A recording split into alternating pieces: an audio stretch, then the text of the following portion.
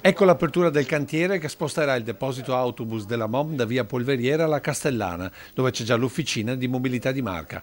Un intervento da quasi 7 milioni di euro che trasformerà questo terreno in un park con area verde, con centro di rifornimento e pulizia degli autobus circolanti in città. Un punto importante perché stiamo mettendo mano a tutta la parte logistica della nostra azienda.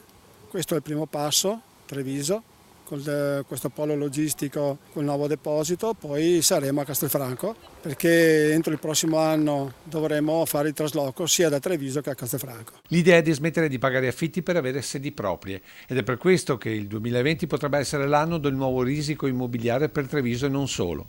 Infatti con lo spostamento di MOM dalla sede di via Polveriera si innescherà tutta una serie di cambiamenti. Questo nuovo deposito consentirà quindi di andare a liberare quel quadrante della chiesa votiva di Sant'Antonino che sarà comunque molto provato dall'inserimento della nuova cittadella sanitaria. Quindi un grande risultato per la nostra città e speriamo che sia il primo passo verso anche quella nuova stazione delle Corriere che dovrà nascere proprio lì nell'ex zona Cuore. Altro tassello di questo domino immobiliare ma anche di mobilità di marca, per il quale già con il prossimo mese ci saranno i primi studi di fattibilità per trasformare non solo l'ex albergo ma tutto il triangolo edilizio di via Pinelli, accorpando l'attuale area biglietteria, arrivando quindi anche a ripensare quel tratto di cavalcavia. Il tutto con l'obiettivo di avvicinare le corriere ai treni e trasferendole dall'area Siamic lungo Sile Mattei. Struttura privata questa per la quale il comune avrebbe già un'idea, ovvero la realizzazione di un vero e proprio parcheggio scambiatore, magari multipiano, stile del Negro, questa volta dentro la città. E in questo domino potrebbe rientrare anche la stazioncina di Santi 40,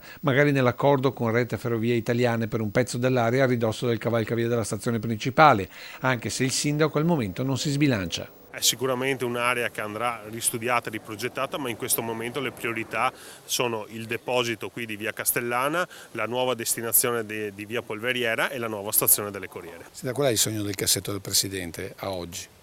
Quello del cuore, sicuramente.